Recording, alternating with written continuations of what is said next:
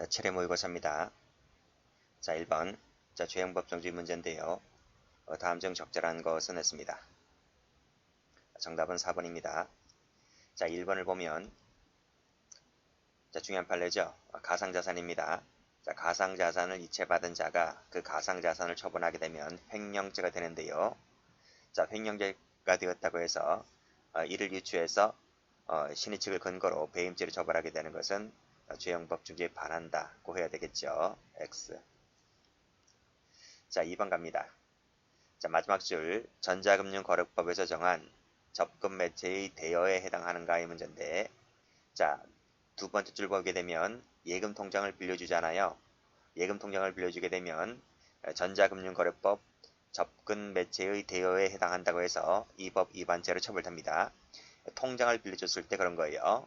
자, 그렇지만 밑에 계좌번호가 포함된 면을 촬영하도록 허락한 것만으로는 대여로 볼 수 없다는 거죠. 만약에 이것까지 대여로 보게 되면 그 의미를 확장하고 있는 것이죠. X. 자, 3번을 보면, 자, 마지막 줄 직접 진찰한 의사가 아닐 때, 이 직접 진찰한 의사가 아닌 자가 처방전을 발급하게 되면 의료법으로 처벌하게 되는데, 첫 번째 줄을 보게 되면 의사가 밑에 처방전을 발급해 줬잖아요. 그쵸? 그러니까 의사가 처방전을 발급했기 때문에 마지막 줄 보면 직접 진찰한 의사가 아닌 자는 아니죠. 그쵸? 의사가 발급해 줬기 때문에 그래서 이 법의 구성 요건에 해당하지 않습니다. 그래서 이것은 아닌 자가 발급한 경우에 해당한다, 안 한다? 해당하지 않는다 해야 되겠죠. 자, 4번. 가지정이고 국가지정입니다. 그쵸? 가는 임시가짜죠. 그래서 이 국가지정에 임시가를 포함시킬 수 있다 없다? 없다는 거죠. 이걸 포함시키게 되면 유치해석 금지 원칙에 위반됩니다. 자, 문제 2번입니다. 적절한 것은 했는데 답은 3번입니다. 먼저 3번부터 보면, 자, 국기국장모독죄와 외국 국기국장모독죄는 모두 비방할 목적을 위한 목적범이라는 것도 알아두셔야 돼요. 출제가 된 적이 있었고, 자, 그럼 1번은 어디가 틀렸느냐면, 자, 약추인죄는 모두 다 일정한 목적이 있는 경우에만 성립하는 목적법 형태로 규정되어 있다 라고 되어 있는데 모두는 아닙니다. 그렇죠? 예외가 있죠. 두 가지 예외가 있는데, 자, 미성년자 약추인죄. 자, 미성년자 약추인죄는 어떤 목적이 없다 할지라도 미성년자를 약추인하면 기수가 됩니다. 그래서 이것은 목적범이 아닙니다. 또 하나가 있죠. 인신매매죄입니다. 인신매매죄 역시 마찬가지로 일정한 목적을 요하지 않습니다. 그래서 이 두 가지는 목적범이 아니라고 하는 것도 알아두시고 그 외의 것은 다 목적범입니다. 자, 출판물에 의한 명예훼손죄와 사자 명예훼손죄는 비방할 목적을 요건으로 한다고 했는데 비방할 목적을 요건으로 하는 것은 출판물만 그렇습니다. 사자는 목적범이 아닙니다. 자, 내란죄 같네요. 자, 내란죄는 목적범이죠. 그쵸? 국헌을 문란할 목적 또는 국토를 참전할 목적, 이거는 목적법인데 목적범이라고 해서 그 목적이 달성되었을 때 기수가 된다고 하는 것은 아닙니다. 달성 여부와는 거리가 없죠.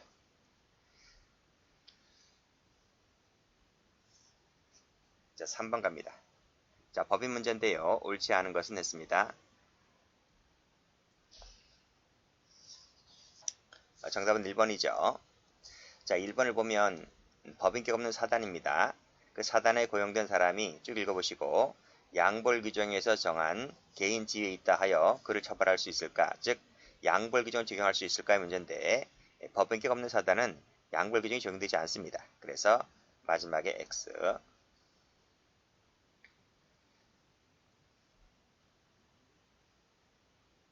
자, 나머지 것은 다 맞아요.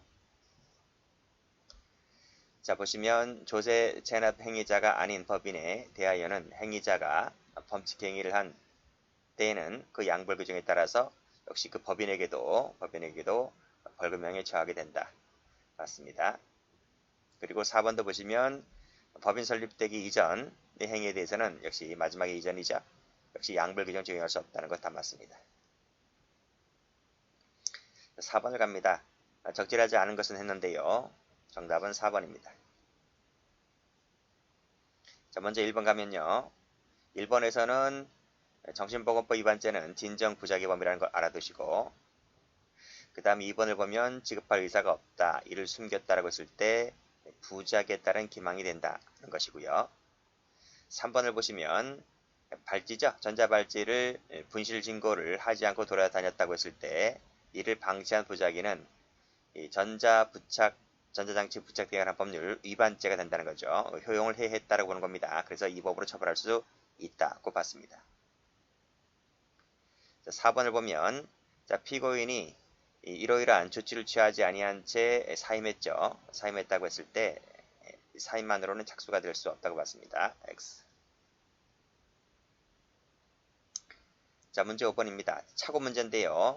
착오는 매년마다 나옵니다. 그래서 착오는 반드시 대비를 해 두셔야만 됩니다. 정답은 2번이죠.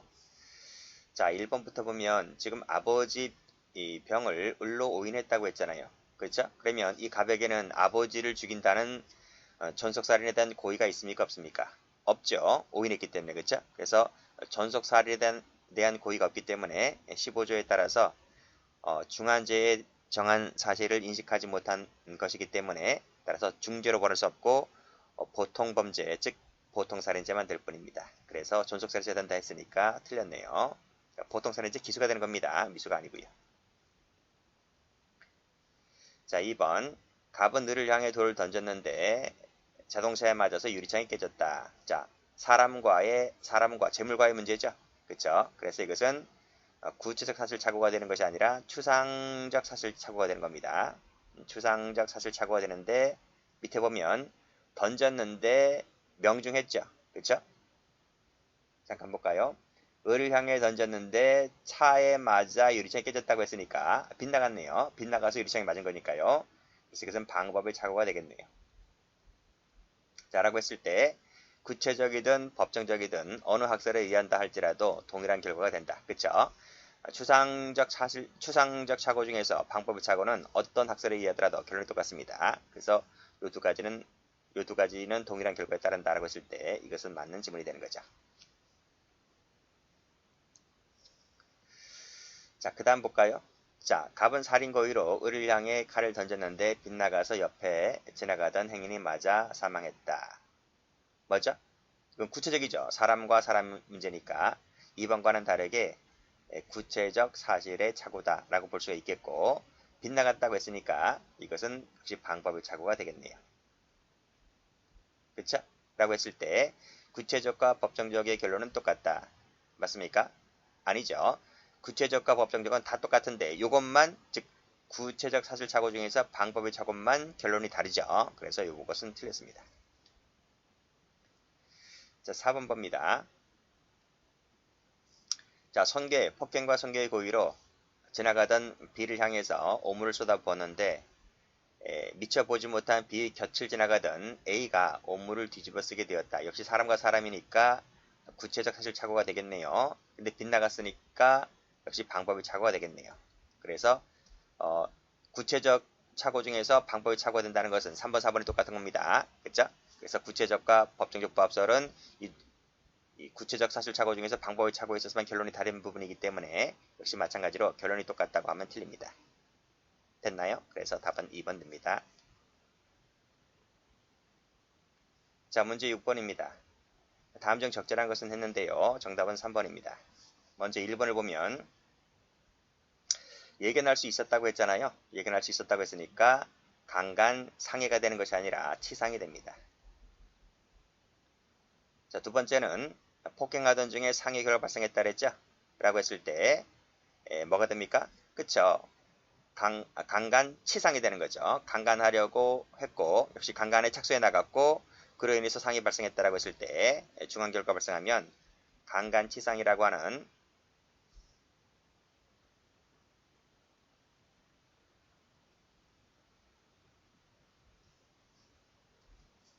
자, 이 부분 강간 치상이라고 하는 결과적 가중범위 됩니다. 그래서 중지미수가 된다, 과실범위 된다는 말은 틀린 거예요. 자, 3번 보죠. 자, 직계비속이 현존하는 건조물에 자, 이 지문 잘 읽으세요. 자, 직계비속이 주어가 되는 게 아닙니다. 이 건물에 누가 있느냐면 직계비속이 있는 겁니다. 즉 직계비속이 현존하는 건조물에 그라고 하는 것은 이 직계비속을 말합니다. 그 직계비속을 살해하기 위하여 방화하였다. 누가 방화했어요? 그 아버지죠. 아버지가 직계비속이 현존하는 건조물에 그 아들을 죽이기 위해서 방화하여 소삭해 하였다는 겁니다. 라고 했을 때 그럼 무슨 죄가 됩니까? 불로 태워 죽인 거잖아요. 그랬을 때 현주 건조물 방화 치사죄가 되는 거죠. 이거 일죄가 됩니다. 일죄가 되는 것이지 한 개의 행위가 수개의 죄명에 해당하는 경우라고 볼 수 없다. 이 말은 상상적 경합이 아니다는 말입니다. 그래서 이 지문은 맞는 거죠. 즉 현주 건조물 방화 치사 요 일죄가 되는 거고요. 그래서 3번이 정답입니다. 4번 볼게요. 자, 이것은 존속을 살해할 목적으로 존속이 현존하는 건조물에 불질러 태워 죽인 거죠. 누가? 아들이. 3번은 아버지가 불지른 거고 4번은 아들이 불지른 겁니다. 잘 읽으셔야 돼요. 라고 했을 때 이것은 치사만 되는 게 아니라 고의범에 대하여 별죄를 구성하지는 않는다. 치사만 되고 별죄가 되진 않는다. 틀린 거죠. 그래서 3번은 현주 건조물 방화치사죄 일죄가 됐지만 4번 같은 경우는 어떻게 되겠습니까? 4번 같은 경우는 현주 건조물 방화죄 플러스 아버지 태워주겠죠? 존속 살해죄. 그쵸? 요 죄가 두 가지가 되고 행위가 한 개니까 불질러 태워 죽인 것이 행위가 한 개니까 이것은 상상적 경합이 됩니다. 그래서 3번과 4번을 비교를 해서 정리를 해 두시면 됩니다. 자, 7번 갑니다.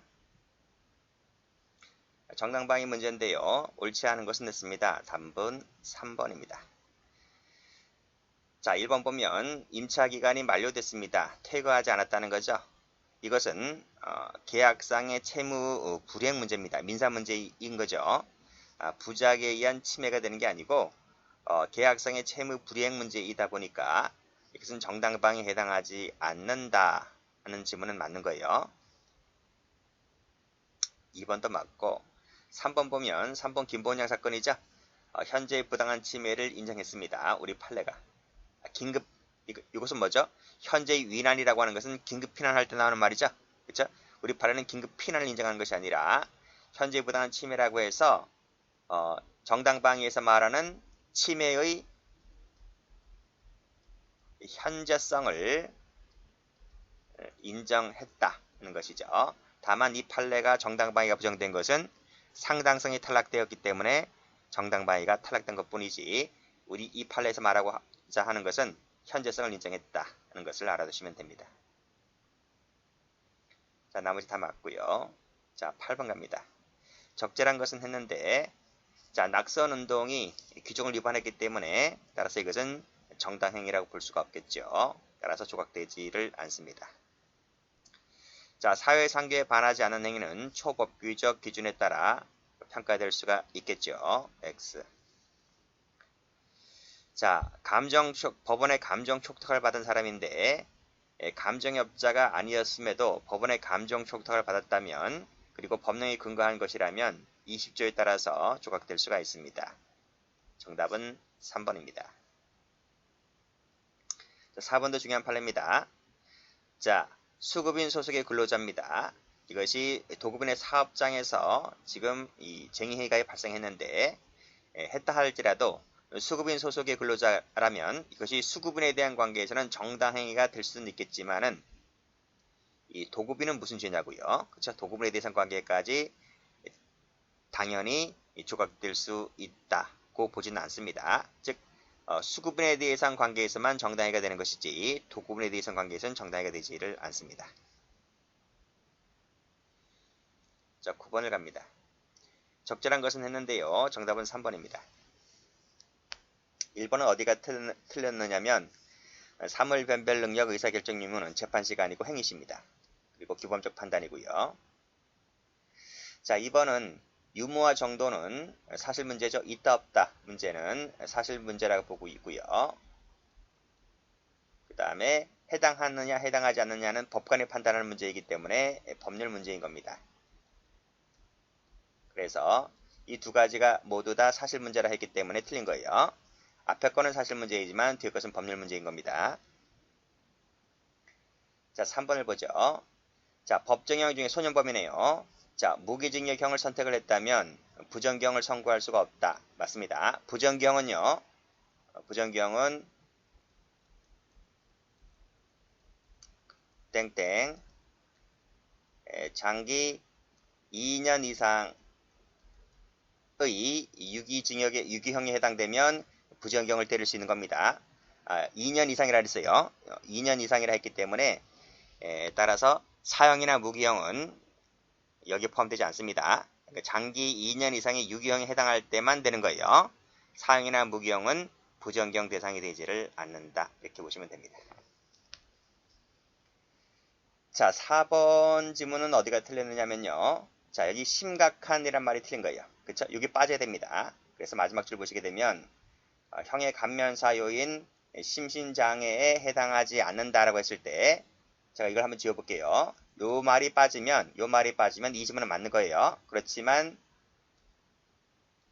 이 부분 심각한 충돌 장애에 빠졌을 때는 예외적으로 형의 감면사요인 심신장애에 해당할 여지가 있습니다. 아시겠죠? 그래서 이 부분이 들어가서 틀렸다. 이 부분이 빠져야 된다는 거예요. 자, 마지막으로 10번 문제입니다. 정당한 이유가 있는 것은 모두 몇 개인가 했는데, 자, 이건 법률의 착오를 묻고 있죠? 문제를 잘 읽으셔야 돼요. 자, 먼저 1번. 이건 무슨 판례입니까? 기본 강의 때 많이 봤죠? 자, 디스코 클럽 사장이 단속 대상에서 제외된 18세 이상의 고등학교 학생이 아닌 미성년자를 출입시키고 이 친구에게 판매해도 처벌받지 않는다라고 했는데 이 판례는 뭐죠? 법률 착오로 보지 않고 우리 판례가 법률의 부지라 보았다. 법률의 부지라고 보아서 이 디스코 클럽 사장을 처벌했다는 거예요. 법률의 부지 문제이지 법률 착오로 보지 않았습니다. 이 부분도 마찬가지입니다. 긴급명령이 시행된 지 오래되지 않아서 어떤 유권 해석이라든지 금융관행이 확립되지 아니한 상황 하에서 그 내용을 공개했다라고 했을 때 이것도 마찬가지로 우리 판례가 법률의 부지라고 보았지 법률의 부지라고 보았지 법률의 착오라고 보지 않았습니다. 자, 3번. 자, 즉석 판매, 제조, 가공, 영업 허가받은 자가 녹동달 오리골드를 제조하면서 무효 면허 의약품 제조 행위가 아니라고 생각한 것은 우리 판례가 정당한 이유라고 보지를 않았어요. 이 부분을 판단했는데 정당한 이유가 없다고 해서 처벌했던 사건입니다. 4번. 음란성에 대해서 청소년 유해 매체물로 판정하였고 판정만 했습니다. 나아가 시정 요출을 요구도 하지 않았고 또 행정처분 등을 요청하지 않았기 때문에 피고인들의 행위가 죄가 되지 아니하는 것을 생각했다 하더라도 역시 마찬가지로 우리 판례가 이거 정당한 이유가 없다고 했습니다. 그래서 처벌했다는 거죠. X. 정답은 4번입니다.